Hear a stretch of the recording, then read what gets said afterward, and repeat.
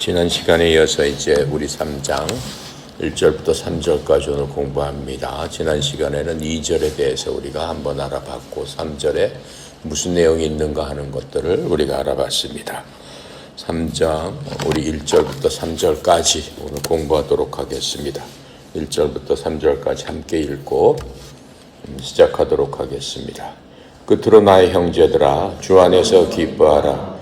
너희에게 같은 말을 쓰는 것이 내게는 수고로움이 없고 너희에게는 안전하니라. 개들을 삼가고 행악하는 자들을 삼가고 몸을 상해하는 일을 삼가라. 하나님의 성령으로 봉사하며 그리스도 예수로 자랑하고 육체를 신뢰하니 아니하는 우리가 곧 할례파라. 아멘.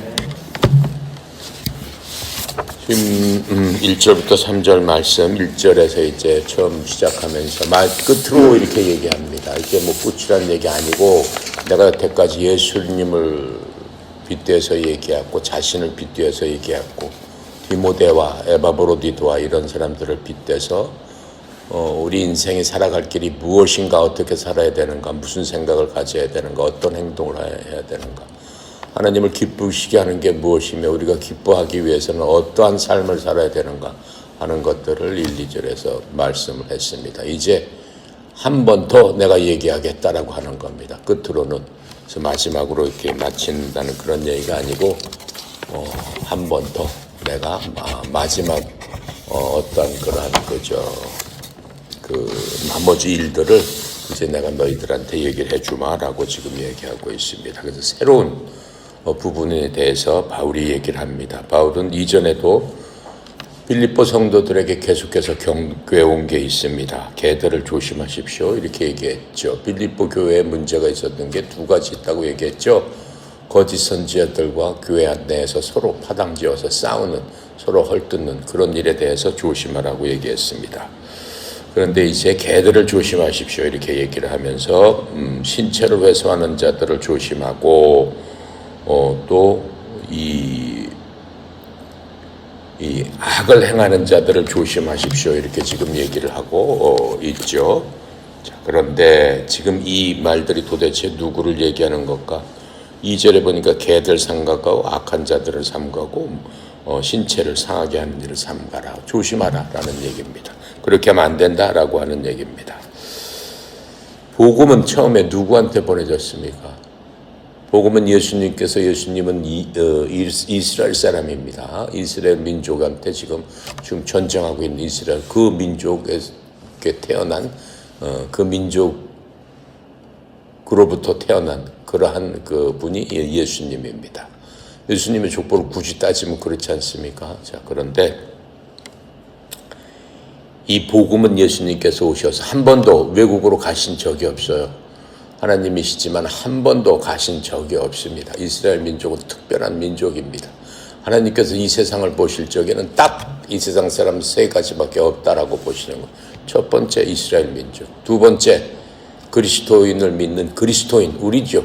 세 번째 안 믿는 사람, 딱 세 종류밖에 없습니다.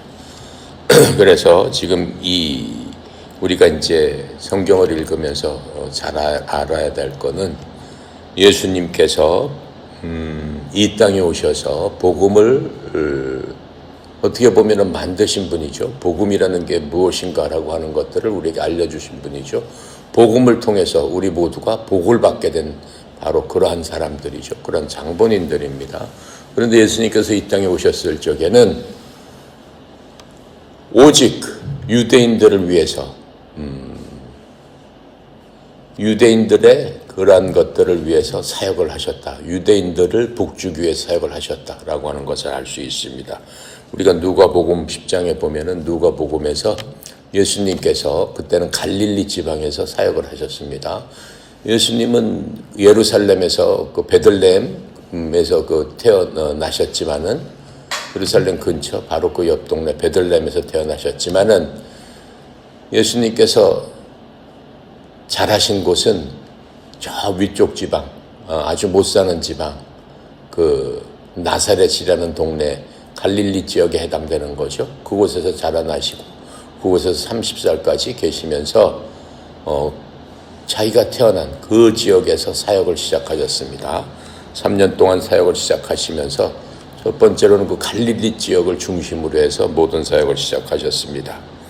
그래서 갈릴리에서 이제 예루살렘으로 향하는 그러한 여정들을 누가복음 10장에서 볼 수 있습니다. 그렇게 그러한 여정이 있기 전에 예수님께서 72명의 제자를 세웁니다.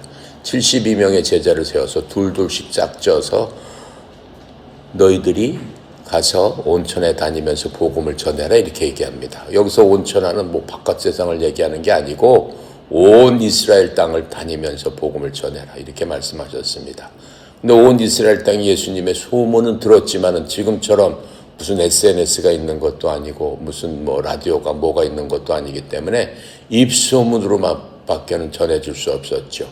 그래서 예수님께서는 아직 예수님을 모르는 사람들, 그러한 사람들한테 예수님께서 갈릴리에서 이제 그 예루살렘으로 향하는 거기서 이제 복음을 본격적으로 전하시기 전에 제자들을 보낸 파송선교를 했던 그런 것들을 우리가 볼 수 있습니다. 그래서 성경에서는 복음을 먼저 유대인에게 전하라고 말씀하시는 것을 볼 수 있습니다. 사도행전 3장 26절에 보면은 그 말씀을 하고 계십니다. 뭐라고 하시냐면 하나님께서 자신의 아들 예수 그리스도를 일으키시고 너희에게 복을 주시기 위해 그분을 먼저 너희에게 보내사. 먼저 너희에게 보여주나 이스라엘 사람들한테 보내사 이렇게 얘기했다는 거죠. 그래서 예수님께서 이스라엘 백성으로 오신 이유도 바로 그겁니다. 그래서 너희 각 사람이 자기 불법들을 버리고 돌아서게 하셨느니라. 그게 복이에요. 자기 불법들에서 벗어나서 하나님께로 돌아가는 게 그게 유일한 복입니다. 로마서 1장 16절에도 이렇게 썼습니다. 내가 그리스도의 복음을 부끄러워하지 아니하노니 이는 그 복음이 믿는 모든 자에게 구원을 주시는 하나님의 권능이기 때문이라. 먼저는 유대인에게요 또한 그리스도인에게도라. 이렇게 얘기해서 유대인이 먼저 그 다음에 그리스도인 그 다음 이렇게 얘기를 하고 있습니다. 사도행전 또 10장에서 보면은 베드로가 이방인 고넬료에게 이제 처음 복음을 전합니다. 예수님께서 떠나가신 후 사도행전은 1장이 거의 1년이나 마찬가지예요. 그래서 10장까지는 유대인에 대한 얘기가 전혀 유대인하고 개종한 그리스도인들 그 사람들에 대한 얘기밖에는 전혀 없습니다. 이방인들 다른 나라 사람들에 대한 것들은 아무것도 없어요. 근데 베드로가 10년이 지나서 고넬료라고 하는 로마 군인에게 이 복음을 전하는 그러한 사건이 발생하게 됩니다. 그래서 이방인 고넬료에게 가서 베드로가 복음을 처음 전하게 됩니다. 그렇게 했는데 그 부분에 대해서 이제 문제가 생기게 되는 것들을 우리가 볼 수 있어요. 소란이 일어나고 뭐 난리가 나는 그런 것들을 볼 수 있습니다. 그래서 베드로가 자신의 활동에 대해서 변명을 하게 됩니다. 그게 이제 사도행전 11장 앞에서 많은 자기 동료들, 사도들 앞에서 내가 어째서 어떻게 해서 왜 이방인들한테 복음을 전할 수밖에 없었는가 라고 하는 것들을 변명하는 것들을 볼 수 있습니다. 그래서 사도행전 10장의 이방인들은 먼저 유대인이 되어야 하는 경우도 있었어요. 복음을 받기 위해서는 너네 율법도 지키고 그 다음에 예수 그리스도의 복음을 받아야 된다. 율법이 우리의 뿌리기 때문에 율법부터 지켜라. 이렇게 하는 그러한 사람들이 있었단 말이죠. 그런데 사도행전 10장에 보니까는 이방인들이 먼저 유대인이 되지 않고 그리스도인이 바로 됐다라고 하는 거예요. 그러니까 율법 없이 바로 뭐가 됐다는 거예요. 믿음으로 예수를 믿어서 예수님의 복음을 받아들이게 됐다라고 하는 거예요. 그게 지금 우리도 마찬가지잖아요. 여러분 예수님 믿기 전에 뭐 율법 지켰습니까? 율법이 뭐 어떤 줄 알아요? 모르잖아요. 우리가 율법이 아는 거는 단지 성경의 레위기나 뭐 민수기나 이런 것들을 통해서 율법은 하나님께서 주신 뭐라는 거구나 라고는 알고 있지만 나나 여러분이나 그걸 지금 지키고 있습니까? 지키지 않잖아요. 그걸 지키기 위해서는 그 안에 있는 제사부터 예식부터 예배부터 하나님 앞에 나가는 방법부터 하나님 앞에 드리는 제물부터 그 모든 것들을 행해야 되는데 지금 예수님 믿는 사람이 그런 거 행하는 사람이 어디 있어요? 아무도 없죠. 교회도 전혀 지키지 않죠. 예. 그렇기 때문에 교회에게 완전한 이제는 새로운 일이 일어난 게 된 거죠. 베드로는 자신에게 이방인에게 설교하도록 지시한 분이 바로 하나님이다. 하나님의 그러한 부르심을 받고 내가 고넬료의 집에 가서 백부장 집에 가서 설교를 하고 기적을 일으키고 한 모든 것들을 내가 왜 했는가를 그 제자들과 지도자들 앞에서 변명해야만 됐습니다. 그것은 어떻게 보면은 우리로서는 조금 확실히 알아야 되는 그러한 부분도 있어요. 우리는 이방인들이기 때문에 우리에게 복음이 전해진 그 과정이 그냥 쉽게 믿으라고 전해서 전해진 그 과정이 아니다라고 하는 것들을 우리가 알 수 있습니다. 잠깐 내가 설명을 하면은 사도행전 10장에서 베드로가 로마 백부장 고넬료, 즉 이방인이죠. 이방인한테 가가지고 복음을 전하고 또 성령이 임하는 그러한 장면을 목격하게 됩니다. 오순절날 제자들이 예수님 돌아가시고 오순절날 예수님 돌아가신 그 이후에 오순절날 50일 된 날 다 같이 모여있을 적에 150명의 성도들한테 성령이 그 사람들한테 임해서 그 사람들이 다 방언으로 얘기하고 기적을 일으키고 하는 그러한 것들이 고넬료 집에서 일어났다라고 하는 것을 베드로가 얘기를 하고 있습니다. 그래서 유대인 그리스도에게는 이방인은 여전히 그때까지만 해도 부정한 사람들이라고 다 생각을 했어요. 그리고 예수 그리스도 믿는 사람 중에서도 그렇게 생각하는 사람들이 있었다라고 하는 거예요. 그래서 이 이방인의 집에 들어가는 것 자체가 율법으로 따지면 안 되는 거죠. 이방인들은 가는 먹지도 말고 말하지도 말고 그 집에 들어가지도 말라 이렇게 했기 때문에 그렇습니다.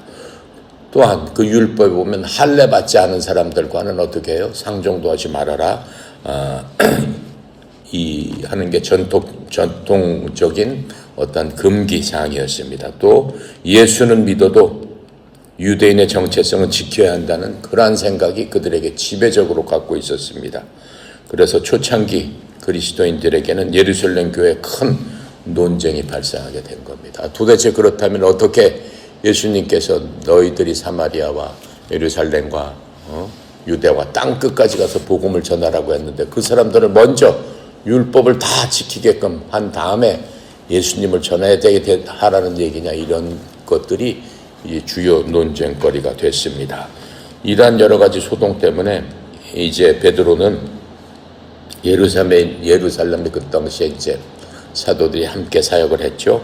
10년 동안은. 그래서 사도들과 백성들 앞에 서서 자신의 행동에 대해서 한번 설명해라, 이러한 요구를 받게 됩니다.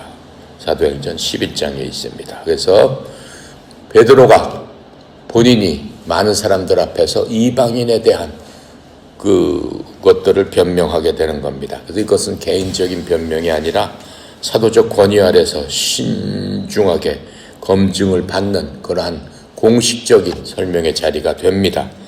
그래서 이방인 선교가 하나님의 뜻인가라는 교회 전체 그러한 것들을 온전하게 가리게 되는 겁니다. 이미 예수님께서는 마태복음 그 28장에 보면은 천국으로 가시기 전에 내 명령을 지키라고 그랬잖아요. 그래서 지상 명령이 뭐예요? 땅 끝까지 가서 복음을 전해라라고 했는데 이 사람들이 아직도 수천 년의 관통과 관습과 그러한 율법에 자유롭지 못한 그런 것들을 우리가 볼 수 있습니다. 그래서 베드로는 이제 이 감정적으로 이렇게 사도들하고 싸운 게 아니고 순서대로 논리적으로 설명을 하게 됩니다. 첫 번째로는 하나님께서 베드로에게 환상을 보내주셨죠. 환상을 보내주심으로 말미암아 하나님께서 먼저 유대인들하고 이방인들의 경계를 허물어 주셨다라고 하는 겁니다. 그 무슨 환상이었냐면 하늘에 큰 보자기가 내려옵니다. 큰 보자기 안에는 율법에서 얘기하는 부정한 동물들이 있습니다.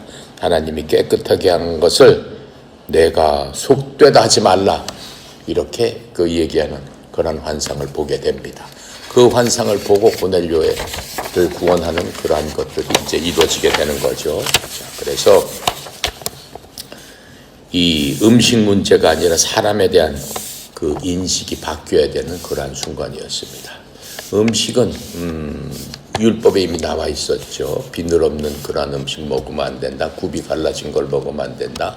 목매어 죽인 짐승은 먹으면 안 된다. 피는 먹으면 안 된다. 그게 음식에 대한 문제였습니다. 그런데 이제 성령님께서 의심하지 말고 어떻게 해요? 고넬료 집으로 가라 이렇게 얘기를 합니다. 성령님께서 직접 고넬료의 사람과 함께 가라고 명령을 하시는 그러한 성경의 말씀을 볼 수 있습니다. 그래서 베드로가 개인적으로 자기가 갖고 있는 그러한 판단은 할 수가 없는 거죠. 결정적인 증거는 뭐예요? 성령님께서 베드로가 고넬료 집에서 설교를 하는 중에 성령님께서 역사를 하시는 것들을 볼 수 있습니다. 오순절 때와 똑같은 성령의 역사가 그 이방인들 고넬료와 고넬료 가족들에게 임했다라고 하는 놀라운 은혜의 역사를 볼 수 있습니다. 그래서 베드로가 어떻게 얘기를 해요? 하나님이 우리에게 주신 것과 같은 선물을 이방인들에게도 주셨거든 내가 누구에게 하나님을 맡겠느냐 이렇게 얘기를 합니다. 그렇게 함으로써 이제 그 이방인들에 대한 선교가 온전히 이루어지는 그러한 위대한 장면을 볼 수 있습니다. 그래서 결과적으로는 유대인 사이에 베드로의 행동에 대해서 큰 소동이 일어났지만은 결국은 베드로의 이러한 모든 간증을 듣고 모든 사람들이 하나님 앞에 침묵하게 됩니다.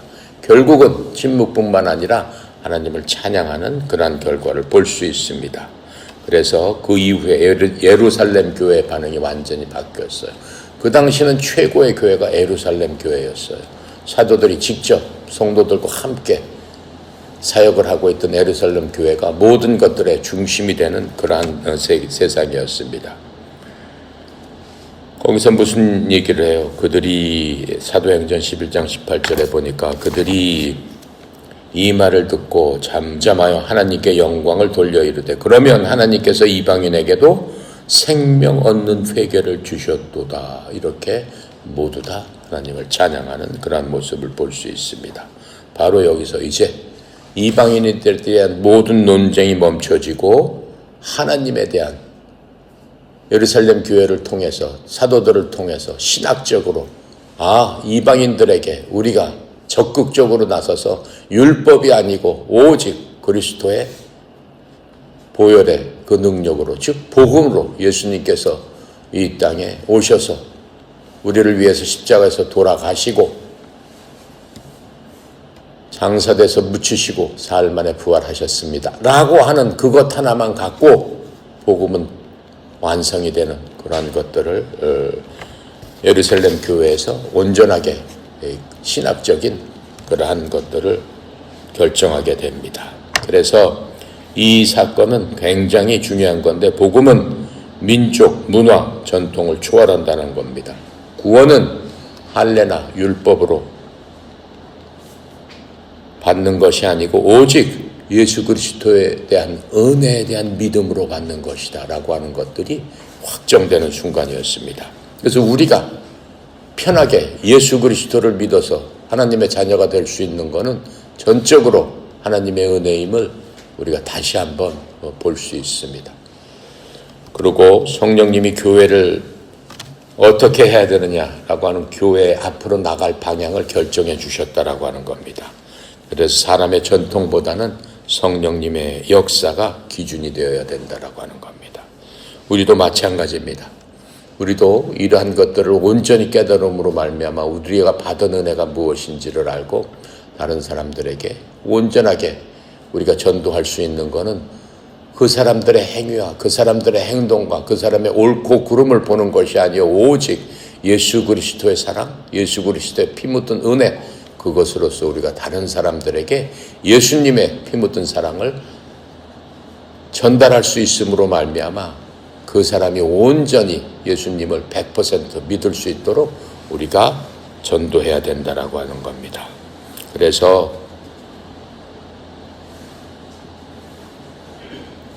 이 사도적 리더십의 본보기는 무엇이었냐면은 어떻게 보면 독선적일지도 모르지만 베드로가 독선적으로 행동을 했고 그 모든 것들을 공동체 앞에서 설명을 했고 검증을 받음으로써 리더십을 온전히 보여준 겁니다. 독선적 행동이라는 게 뭐예요?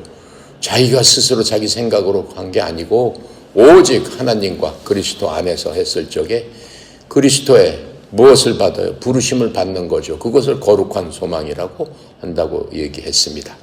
우리가 빌립보서 1장에서 우리가 이미 공부를 했습니다. 내 마음속에 하나님께서 소망을 주시고 그 소망을 내가 이뤄나가는 과정인데 바로 그런 것들을 누가 했다는 거예요? 베드로가 한 거잖아요.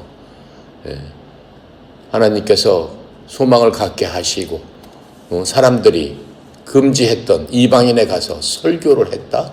그거는 그 당시에 더군다나 사도가 더군다나 베드로가 그건 정말로 일반적으로 봤을 적에는 힘든 얘기죠. 하지만 베드로는 자신의 리더십을 그렇게 보여줌으로 말미암아 하나님께서 사랑하는 그러한 사랑이 넘치는 은혜가 충만한 그러한 사도로서의 모습을 다시 한번 보여준 것을 볼 수 있습니다.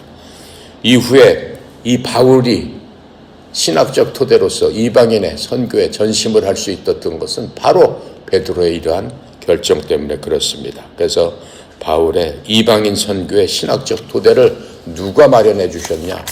물론 하나님께서 그리스도께서 바울에게 그 모든 것들을 알려주셨지만은 이 땅에서 할 수 있는 그러한 것들을 베드로가 토대를 주었다라고 하는 겁니다.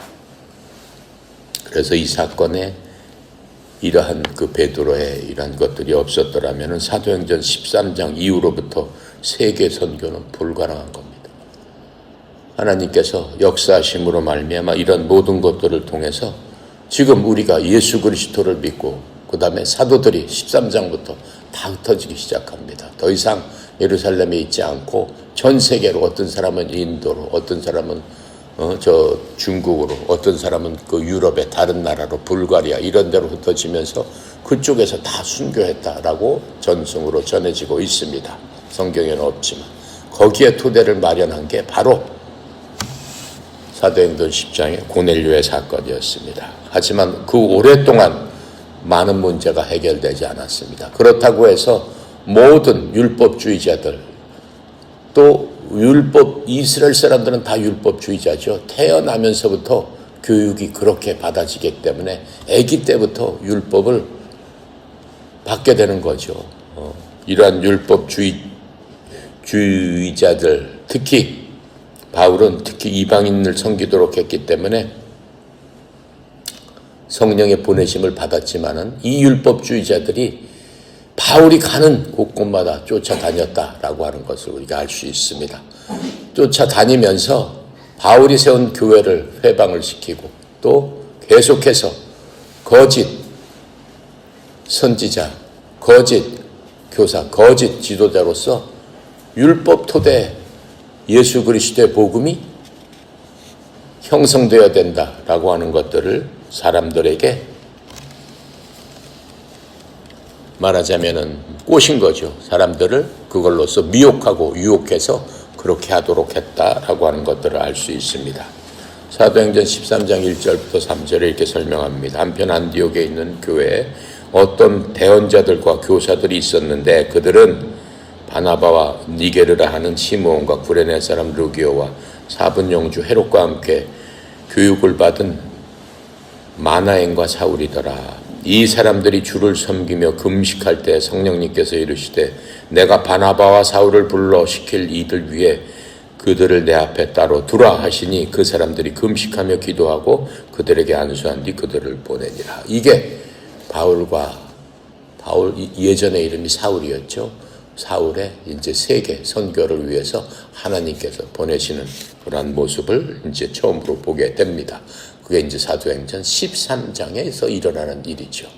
사울은 예수님을 다메섹에서 만난 후에 3년 동안 아라비아 사막에서 광야에서 하나님과 교제하면서 홀로 3년을 지내면서 하나님의 말씀을 듣게 되는 놀라운 은혜를 받고 이제 바나바라고 하는 위대한 지도자와 함께 세계 선교여행을 하나님께서 직접, 성령 하나님께서 직접 지시하셨다라고 하는 것을 우리가 사도행전에서 볼 수 있습니다. 그래서 지금 설명한 대로 베드로는 사도행전 10장에서 이방인들에게 문을 열었죠. 그게 고넬료였습니다. 이제 바울은 첫 번째 세계 선교 여행을 떠나게 되는 겁니다. 바울이 그렇게 세계 선교 여행을 떠나면서 본을 준 사람은 바로 베드로였습니다. 사도행전 14장 26절부터 28절에 보면 이렇게 설명합니다. 거기서 배를 타고 안디옥으로 갔는데 그곳은 사도들이 이룬 그 일을 위해 전에 그들을 하나님의 은혜에 맡겼던 곳이더라. 그들이 와서 교회를 함께 모아 하나님께서 자기들과 함께 행하신 모든 일들과 또 그분께서 이방인에게 믿음의 문을 열어주신 것을 되풀이하여 말하고 거기서 제자들께 오랫동안 머무니라. 베드로와 다른 사도들이 했던 것들을 이제 바울이 하기 시작되는 겁니다. 하지만 엄격한 유대교 신자들이 안디옥에 와 있는 바울의 사역을 또 반대를 하기 시작합니다. 곧바로 반대를 하면서 이방인들이 구원을 받기 위해서는 유대인들의 율법에 복종해야 한다고 가르칩니다. 사도행전 15장으로 넘어갑니다. 1절에 보면은 유대로부터 내려온 어떤 사람들이 형제들을 가르치며 이르되 너희가 모세의 관례대로 할례를 받지 아니하면 구원을 받을 수 없느니라. 예수 그리스도의 복음을 받되 할례는 받아야 된다. 이렇게 얘기를 한 겁니다. 이러한 의견 차이에도 사도행전 15장에 묘사된 예루살렘 회의가 그 부분에 대해서 다시 사도들이 예루살렘 회의를 소집을 합니다. 이제 그런 것들이 세계 전도에 걸림돌이 되니까는 사도들이 모여서 다시 회의를 합니다. 이 회의에서 그 결과는 바울의 사역에 대한 모든 것들을 인정하는 겁니다. 또 하나님의 은혜의 복음에 필요한 율법은 없다라고 함으로써 복음의 승리를 인정하게 됩니다. 이방인들은 그리스도인이 되기 위해서 유대인으로 개종할 필요가 없다라고 하는 것들을 공식적으로 사도들이 선포하게 되는 겁니다. 이러한 선포에도 불구하고 그 반대자들은 여기에 순종하지 않죠. 그래서 안디옥과 예루살렘에서 바울을 이렇게 대적하는 데 실패하게 됩니다. 그렇게 되니까는 바울이 가는 곳마다 이렇게 따라다니면서 개종자들과 교회들을 뺏으려고 별짓을 다 하기 시작합니다. 이러한 사람들을 유대주의자라고 지금도 부르고 있는 겁니다. 그래서 그 유대주의자들은 복음을 믿지만은 전제 조건이 율법도 지켜야 된다. 율법의 일부분을 지켜야 된다라고 주장하는 사람들입니다. 우리가 성경의 갈라디아서를 보면은 갈라디아서는 이 부분에 대해서 갈라디아서 1장부터 6장까지 자세하게 바울이 서술한 것들을 우리가 볼 수 있습니다. 그래서 1장에서 1절에서 우리가 지금 개라고 지금 표현을 했죠. 바로 개는 이러한 사람들을 개라고 지금 부르고 있습니다. 근데 원래는 유대인들이 이방인들을 개라고 불렀죠. 예수 그리스도가 오시기 전에 이방인들을 통칭해서 너희들은 개다라고 부르고 너희들은 전부 지옥의 땔감으로 쓰이는 바로 그러한 존재들이다 이렇게 불렀습니다. 이제 거꾸로 바울이 정통 유대인들을 개라고 불렀습니다. 바울은 단순히 이러한 이름만 사용한 것이 아니고 그러한 거짓 교사들과 또 유대주의자들에 대해서 지저댄다라고 얘기했습니다. 개로 비유해가지고 그 사람들이 지저댄다 이렇게 얘기를 했습니다. 그래서 이러한 악한 일꾼들, 이러한 자를 악한 일꾼들이라고 묘사하는데 이러한 악한 일꾼들은 죄인이 믿음과 선행, 특히 율법의 행위로 구원을 받게 되는 것이 오직 예수님의 말씀만 믿어서 구원을 받는 것이 아니다라고 얘기를 합니다. 많은 사람들이 그 얘기를 들었을 적에 그럴듯하거든요. 그렇지, 선행을 해야지, 좋은 일 해야지. 예수님도 오셨을 적에 과부와 고아와 병든 자와 이런 사람들을 구해주시면서 선한 사마리아인들의 비유를 비해서도 그 사람 선한 사마리아인이라고 하고 칭찬받았지 않았느냐. 이방인이지만은 우리도 당연히 그러한 선한 일을 해야지 구원받는다는데 뭐가 잘못된 거냐? 당연한 것 아니냐? 이렇게 얘기하고 있습니다. 지금도 그렇게 얘기하고 있는 그 종교가 있죠. 굉장히 큰 종교죠. 세계적으로. 어느 종교예요? 바로 천주교입니다. 천주교는 예수님을 믿지만은 예수님의 말씀으로는 부족하고 인생 살아가는 동안 무언가 선한 일을 해야지만 구원을 받게 된다. 이렇게 얘기하고 있습니다. 하지만 하나님께서는 이러한 선한 일이 악한 행위다. 이렇게 말씀을 하셨어요. 왜 악한 행위라고 말씀하셨을까요? 왜 그럴까요? 분명히 선한 건데 그것은 그렇게 선한 일을 하게 한 동기가 하나님의 뜻 가운데서 한 것이 아니고 자신의 육신의 힘으로 자신의 본성으로 그러한 일들을 했기 때문에 그렇다라고 하는 겁니다. 왜요? 육신을 가진 사람 중에는 이 세상에 한 사람도 의로운 사람은 없느니라 라고 한 게 로마서 6장에서 말씀하시는 그 말씀이 하나님께서 사람을 보는 정의이기 때문에 그렇습니다. 하나님께는 사람에게는 의로운 구석이라고는 하나도 찾을 수 없다라고 하는 겁니다. 그 사람이 무슨 선한 일을 했더라도 하나님의 눈에는 걸레와 같고 누더기와 같은 그러한 존재뿐이다 라고 하는 겁니다. 걸레가 깨끗하면 뭐 얼마나 더 깨끗하냐라고 하는 거예요. 누더기가 깨끗해봤자 누더기 아니냐라고 하는 게 하나님의 관점입니다.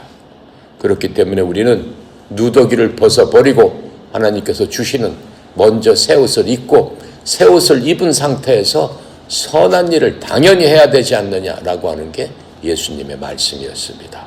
우리가 1, 2장에서 배운 것도 그리스도의 자녀면은 반드시 어떠한 일을 해야 되지 않겠느냐라고 하시면서 선하신 분, 그분께서 이 땅에서 육신을 입고 오셔서 보여주신 그분께서 하신 그 모습을 우리에게 보여주신 겁니다.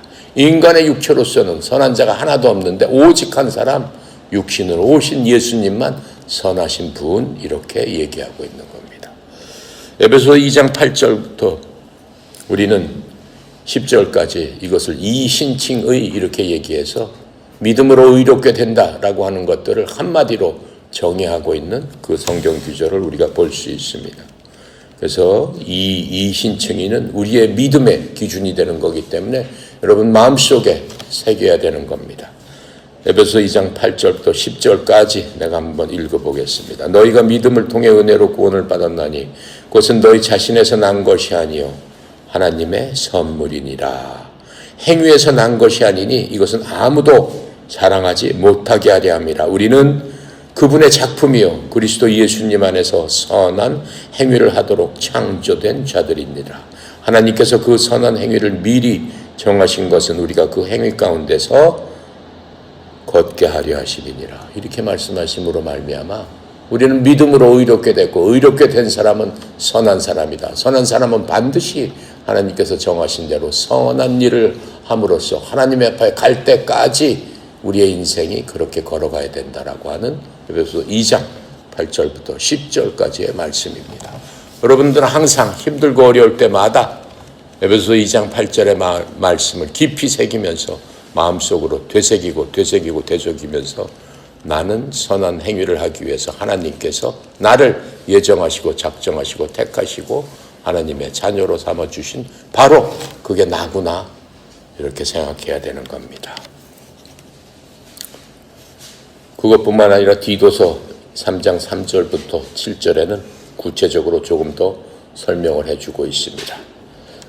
잘 들어보세요. 우리도 한때는 어리석고 불순종하며 속았고 여러 가지 정욕과 계략을 섬기며 악의와 시기 가운데서 살고 증오하며 서로 미워왔으나 사람을 향한 우리 구원자 하나님의 친절과 사랑이 나타난 뒤에 그분께서 우리를 구원하시되 우리가 행한 의로운 행위로 하지 아니하시고 자신의 긍휼에 따라 다시 태어남의 씻음과 성령님의 새롭게 하심으로 하셨으며 우리 구원자 예수 그리스도를 통해 우리에게 성령님을 풍성히 부어주셨으니 이것은 우리가 그분의 은혜에 의해 의롭다고 인정받아 영원한 생명의 소망에 따라 상속자가 되게 하려 하심이라.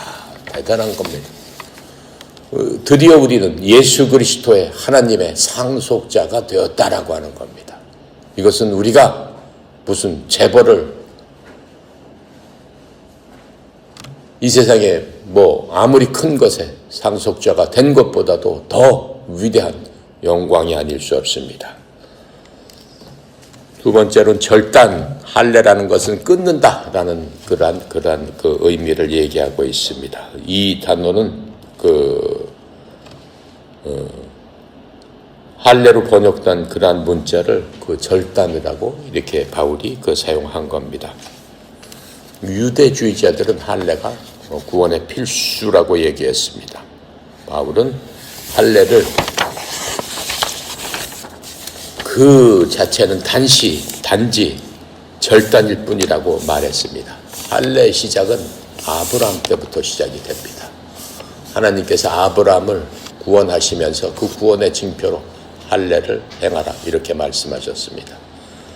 거기서부터 아브라함의 후손들은 모두 할례를 통해서 하나님의 자녀임을 스스로 나타내는 바로 그런 겁니다. 그래서 이스라엘 사람들은 남자아이들은 병원에서 태어나자마자 발로 이스라엘 병원에 가면 할례를 행해버립니다. 그래서 난지 8일 만에 할례를 행하는데 요새는 아기가 태어나자마자 유태인 병원에 가면 바로 할례를 행하는 바로 그런 것들이 바로 아브라함 때부터의 그러한 관례였습니다. 골로새서 2장 1절에 보면은 또한 그분 안에서 그리스도의 할례에 의해 육신의 죄들에 속한 몸을 벗어버림으로 손으로 하신 할례로 할례를 받았느니라. 예전에 얘기를 하고 있는 거죠.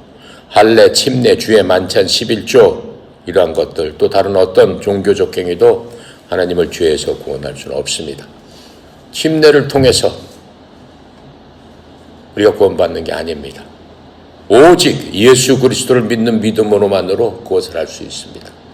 어떤 그 사람들은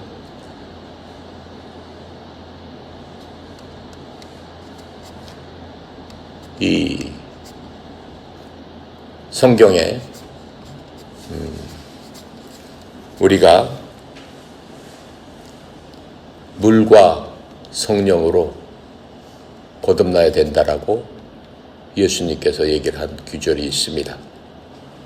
그게 누가복음에도 있고 마태복음에도 있습니다. 어디서 나오는 거냐면 예수님께서 복음을 전파하실 적에 유대 랍비, 유대의 그 학자 이름이 뭐였더라?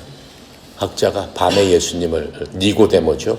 니고데모가 예수님을 찾아옵니다. 찾아와서 예수님이 복음을 전파하니까 너희들 구원받고 천국에 가야 되는데 구원받기 위해서는 다시 태어나야 된다 이렇게 얘기합니다. 그랬더니 그 니고데모는 나이가 많은 사람입니다. 내가 나이가 많은데 어떻게 다시 태어난다는 얘기입니까? 몰래 와서 그게 너무나 고민이 됐던 거예요. 이게 그 율법 학자고 대단히 높은 사람인데 너무나 고민이 됐던 거예요. 와서 얘기를 하니까는 예수님께서 네가 율법 학자고 사람들한테 존경을 받는다고 하면서 아직도 그것을 모르느냐라고 설명하시는 구절 중에 이 얘기가 나옵니다. 사람이 물과 성령으로 거듭나지 않고서는 결코 하나님의 나라에 들어갈 수 없는 일 이렇게 얘기합니다. 니고데모가 이제 더 헷갈리는 겁니다. 도대체 물과 성령으로 거듭난다는 게 어떻게 거듭난다는 얘기입니까? 그랬더니 예수님께서 의미심장한 말씀을 하는 겁니다. 뭐라고 얘기를 하세요? 육으로 난 것은 육이요 영으로 난 것은 영이니라 이렇게 말씀하세요. 그게 답변이에요. 육으로 난 것은 육이요 영으로 난 것은 영으로 난 것이다 이렇게 얘기합니다. 근데 그걸 갖고 이제 신학자들이 엄청나게 많은 해석을 합니다. 아, 물이로 난다는 것은 성령 세례를 의미하는 거구나.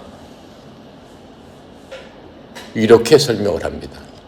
영으로 났다는 얘기는 하나님의 영을 받아야 된다는 얘기죠.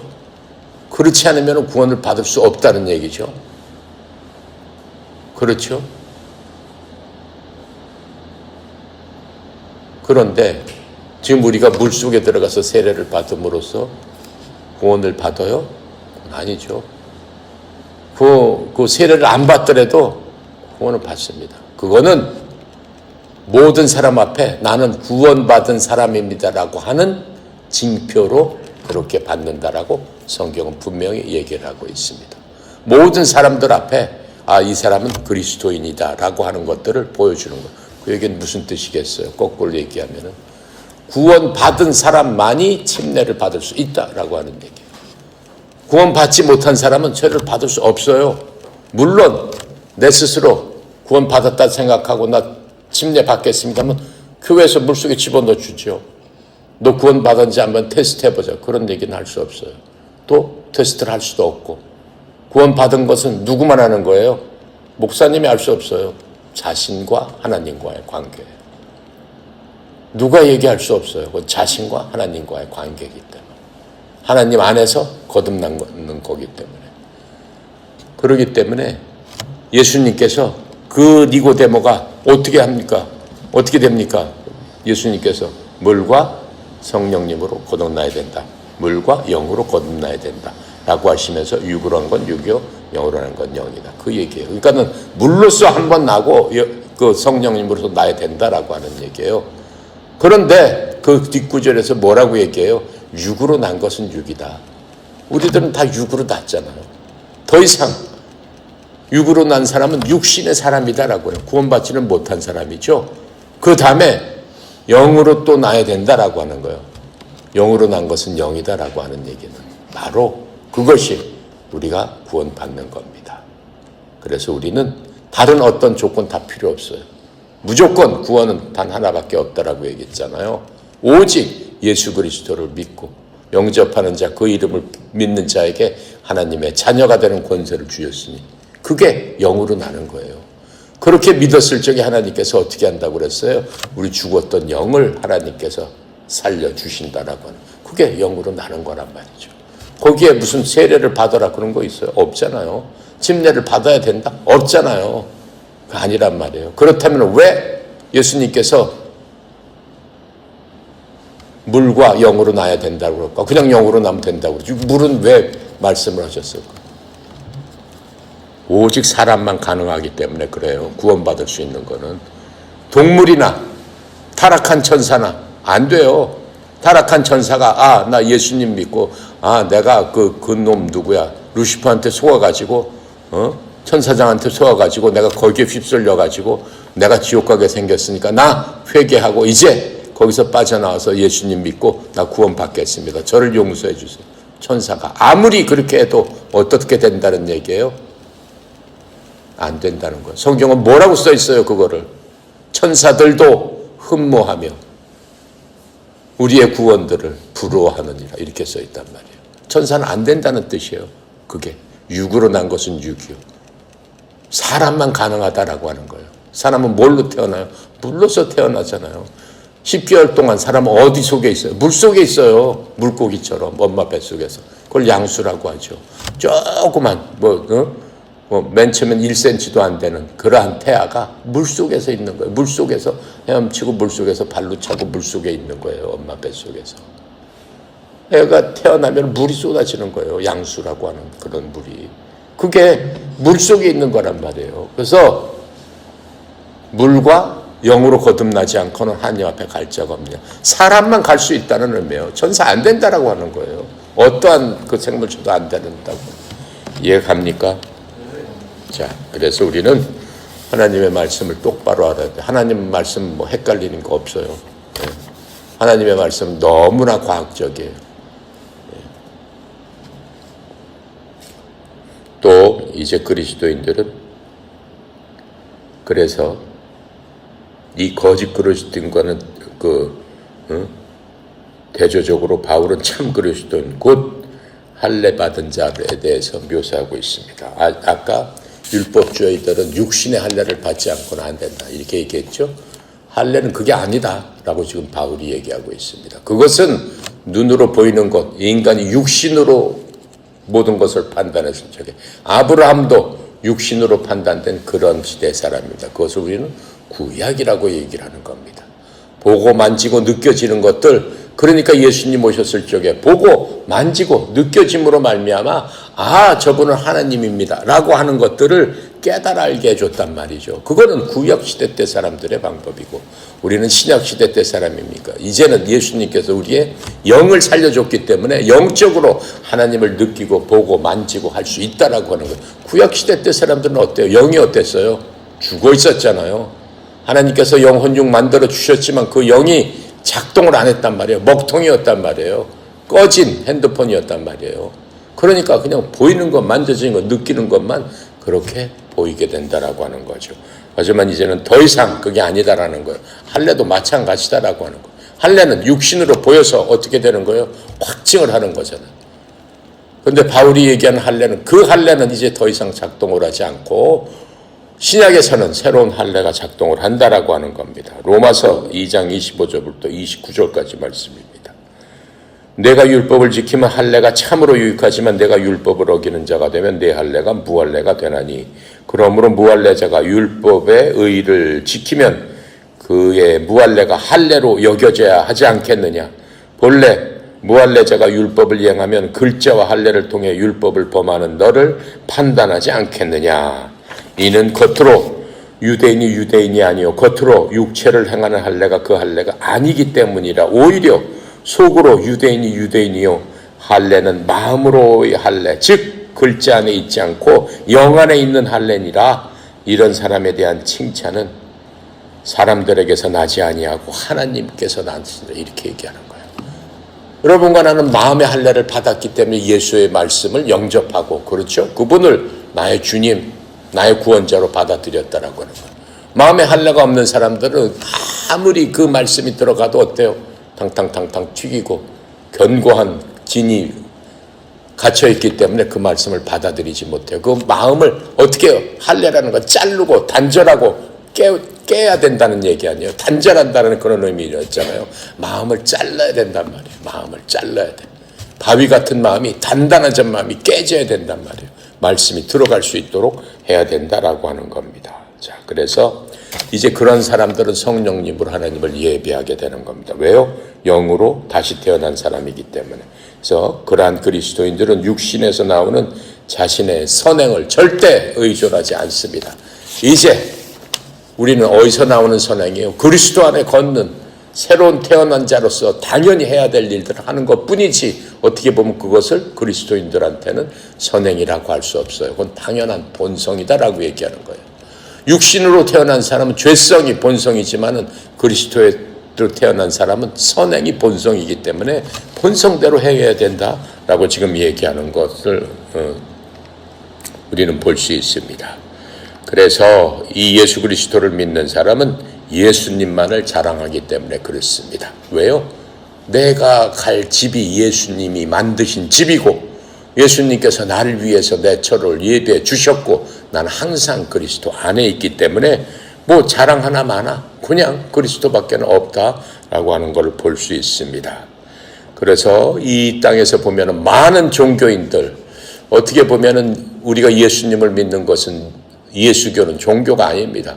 종교는 내 노력과 내 돈과 내 재능으로서 무엇인가를 사는 겁니다. 내가 사는 겁니다. 나를 위해서 내가 사는 거예요. 내 재능으로, 내 기능으로, 내 돈으로. 그렇기 때문에 시주를 많이 하고 뭘 많이 해서 그 사람을, 나를 할 수 있도록 이용하는 게 그게 종교란 말이죠.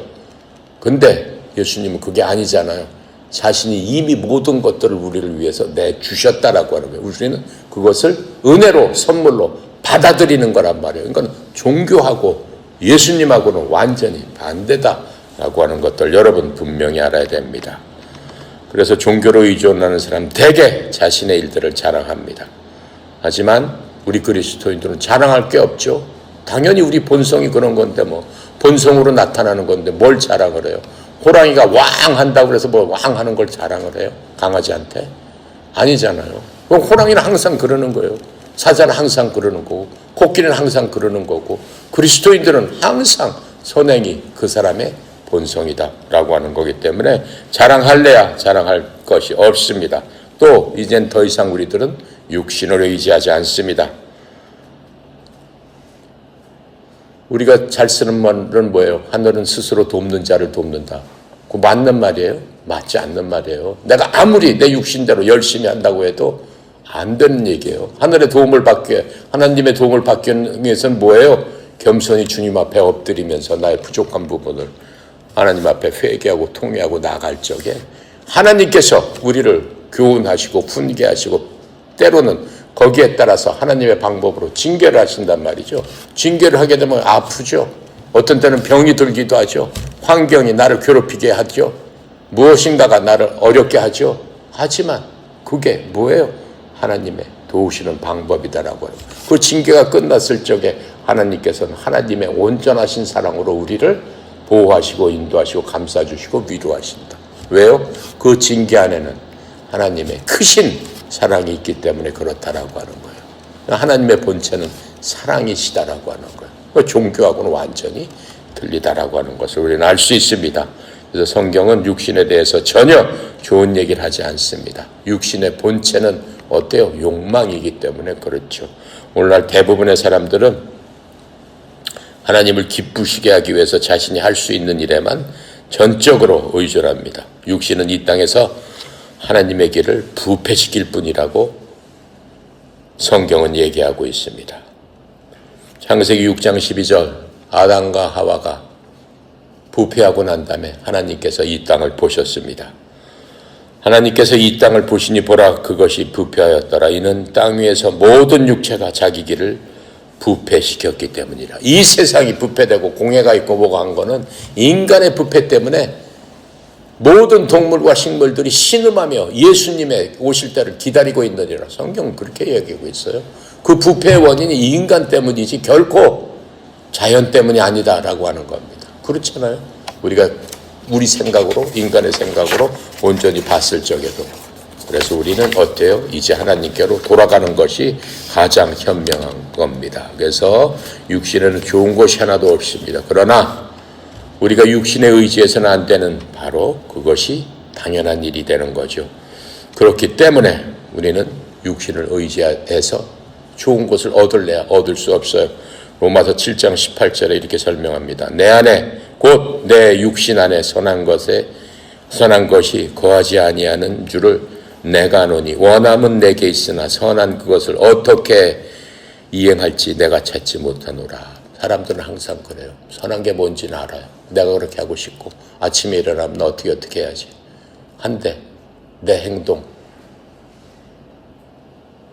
어떻게 가요? 그렇게 안 가요. 거꾸로 가고 있어요. 반대로 가고 있어요. 그러고 나서 또 돌이켜서 내가 이쪽 길로 가야 돼. 그런데 그것들이 내 육신을 제어하지 못한다라고 하는 거예요.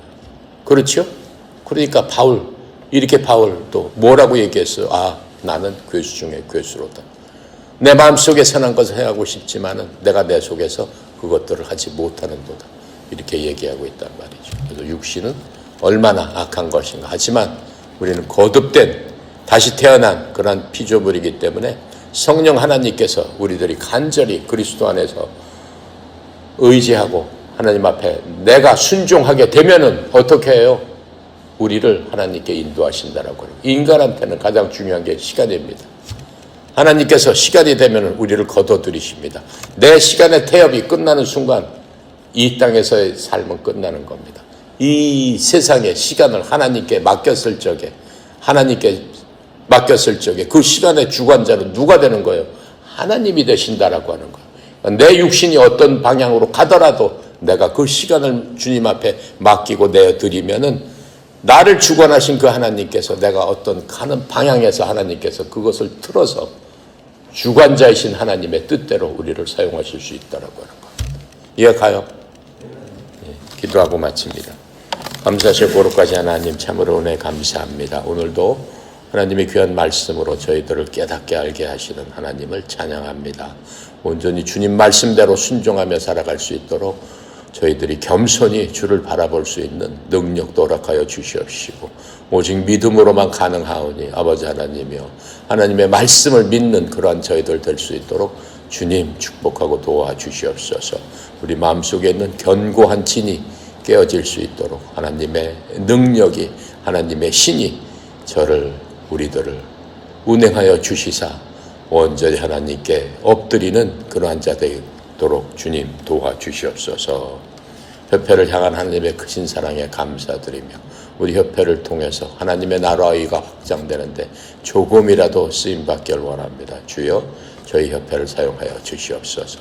특별히 송영 이사장님, 하나님께서 세우신 주의 종에게 하나님 큰 능력 부어주시고 그 능력이 더욱더 확장돼서 필요한 곳곳마다, 전국에 필요한 곳곳마다 아버지 하나님 사용될 수 있도록, 그 사용된 곳곳마다 하나님의 영광이 드러날 수 있도록 주의 종에게 여육관의 강건함으로 하나님 인도하시고 주님 지키고 보호하여 주시옵소서.